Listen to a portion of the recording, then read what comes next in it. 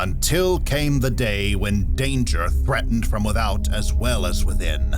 Cybertron's course had placed it directly into the path of an asteroid belt. Autobot astronomers relayed the danger instantly. A meeting of the Autobot elders was called. And this is what confronts us, my friends. The homeworld will perish unless we act now. Whether racked by war or not, this is our world, sire. One day we will reclaim it. But first, this threat must be met. I shall lead a specially selected group into space itself to clear a path through the asteroids. But there is another danger. Our flight will expose us to the attack of the Decepticons. Those accompanying me might all perish in the attempt to save Cybertron. But I shall be there to meet the enemy should he strike. Unknown even to Optimus, his words were heard by the Decepticon Ravage, whose detection by any monitoring device was virtually impossible. Megatron will be pleased to hear of this, I am certain.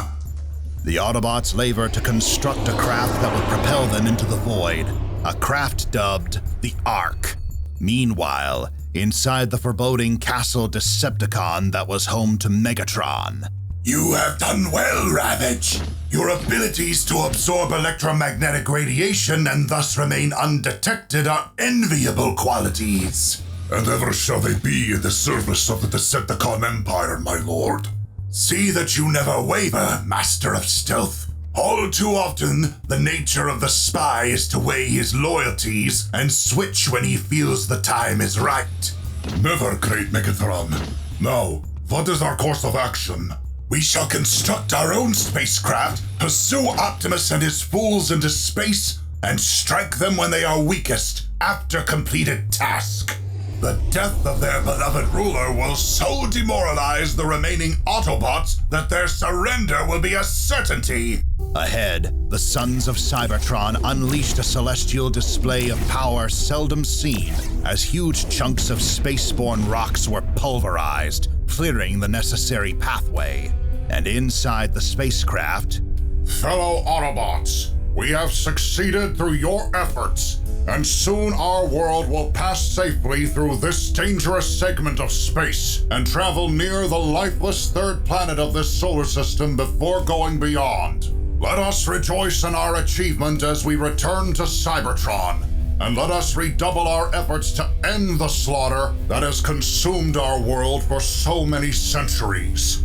We must make peace with the enemy, with the Decepticons. But the words of Optimus Prime were lost in the sudden din. The surprise attack violently shook the Ark and its occupants. Swiftly, the Autobots regrouped and retaliated, but their efforts were impossible to sustain. We're too weak after the exertion of destroying the asteroids. Our firepower, no match. Even the safety of the Ark was insufficient. Our hull is breached! Prepare to resist the Decepticon boarding party! But the Decepticons were fresh, fully fueled for the battle, and even the enervated Autobots were cut down where they stood. My computations show defeat is imminent, within 5.7 minutes. Optional courses of action include, we have but one course open to us, Prowl, most trusted of my advisors.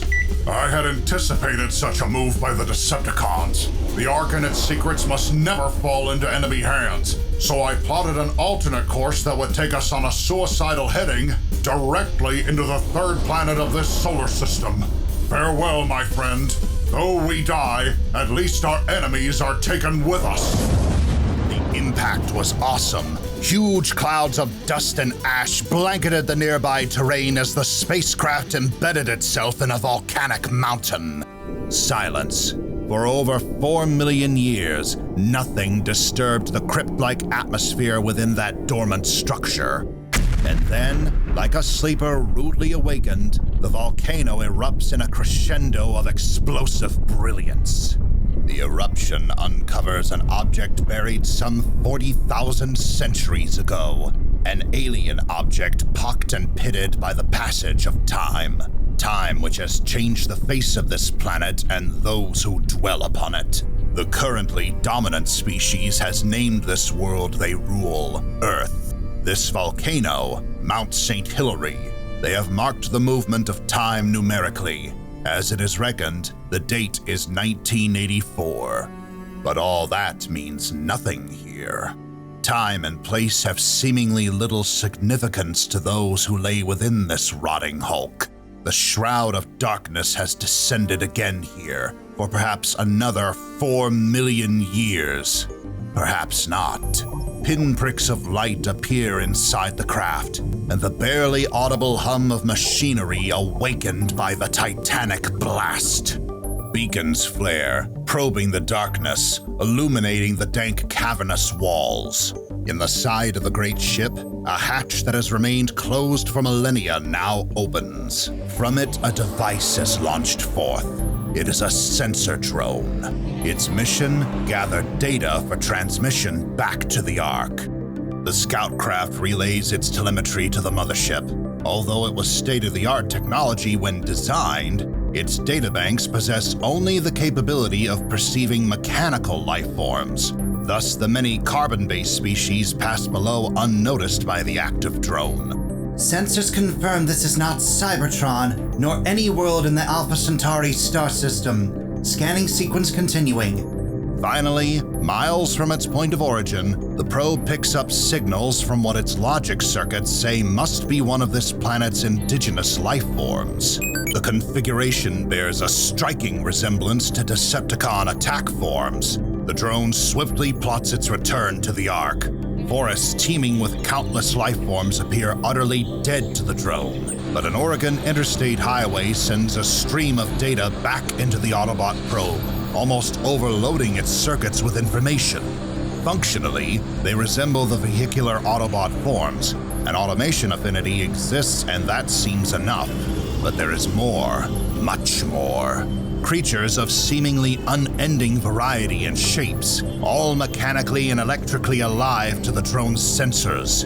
Back to the Ark and resurrection. The ship's brain dispatches revival drones to reawaken its long-dormant crew. Commencing revival procedures.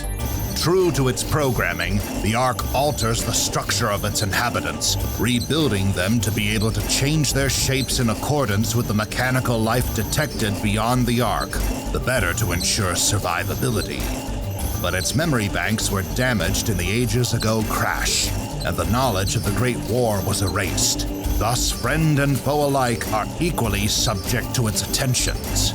The Ark's alterations are such that the basic nature of each robot is preserved. The Autobots are programmed to imitate earthly vehicles. The Decepticons will resemble earthly weapons and communications devices. Both factions, if necessary, can revert to their original robotic forms. Megatron, what has happened? Where are we?